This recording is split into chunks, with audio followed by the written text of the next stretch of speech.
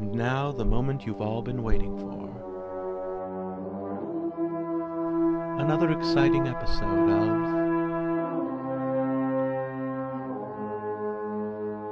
So That's It, Is It? Operation Northwoods was a series of false flag proposals that originated in 1962 with the United States government, and which the Kennedy administration rejected. The proposals called for the Central Intelligence Agency to commit acts of terrorism in the United States and elsewhere. These acts of terrorism were to be blamed on Cuba in order to create public support for a war against that nation. Isn't that crazy? That is awesome. Yeah. Yeah, awesome in a good way. But it was the actual proposal. Really?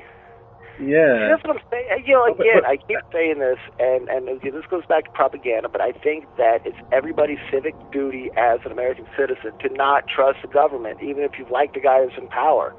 That's why these people keep getting away with this crap. Yeah. You know, you got people that are going to propose that, right? And you know, but it's okay. You know, as long as it's, I mean, obviously it wasn't okay because, you know, they were like, man, no fucking way. You know, but you know, you have people with those kind of ideas. You know?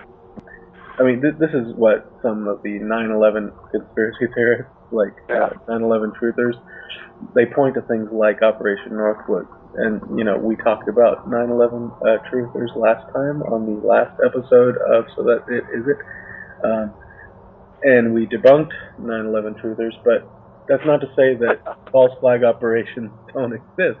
I mean, this was, Operation Northwoods was a proposed false flag operation that Kennedy, in his wisdom, rejected, but it would have basically, you know, caused terrorism in the United States. Yeah. And I don't know how far this false flag operation got in the planning stages of the CIA, but it was in the planning stages, and so I wouldn't put it past some entities to come up with some kind of propagandizing false flag operation.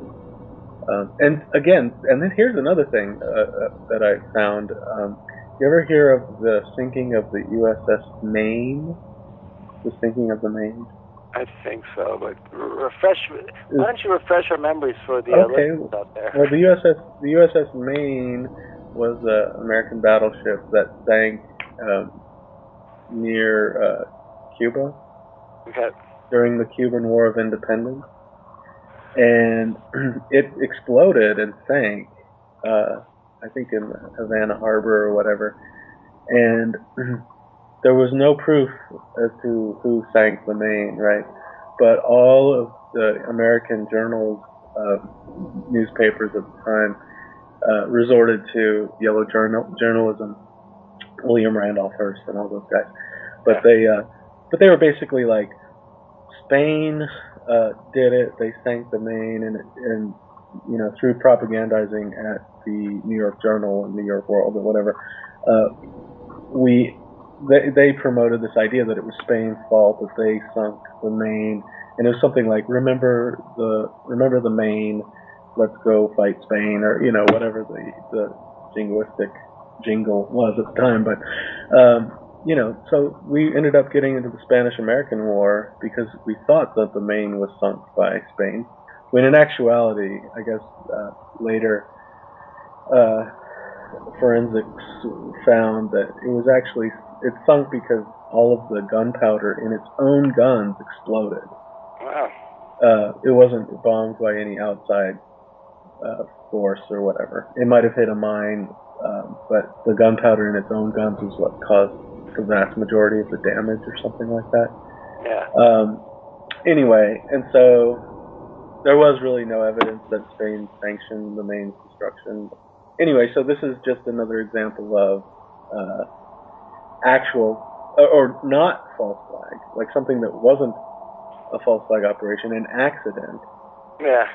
That was taken up by propagandistic entities and people and newspapers, and used as a political incentive to do something that, you know, like fight Spain in the Spanish-American War. So, wow. Yeah. Yeah, but like I said, that's all the that history stuff. lesson for today. Yes, hey, all right. We took notes. We'll be tested on it later. You will win a free and Violet Row album if you can tell us why the Maine was sunk.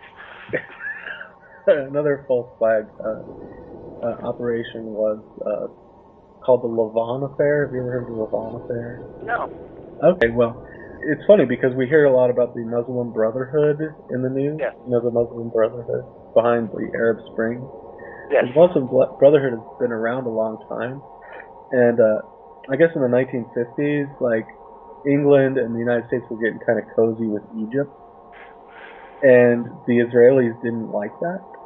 Yeah. So you could wiki the LAVON affair, LAVON affair. Yeah. And I guess it's an Israeli covert operation, codenamed Operation Susanna, and basically people in Israeli military intelligence posed as Egyptians and bombed British and American interests in Egypt, like a theater and some other things, killing people, but posed as people from the Muslim Brotherhood in order to get international press and sentiment to be turned against the Muslim Brotherhood, so that America and Britain wouldn't be so cozy with the Egyptians, because the Israelis felt threatened by that relationship. So it's just funny. I mean, you think about now, I mean, how buddy we are with Israel, but like back, you know, not even 50, 60, 70 years ago, actual Israeli terrorists were bombing Britain and the United States, basically. Wow. Or our interest in Alexandria. Yeah. Wow. And it sounds like extremely controversial, or, you know, like very conspiracy theorist, but just wiki it and check it out.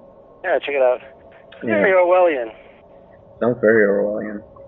Yeah. Oh, it's the summer of 1954 is when it happened. Oh, cool.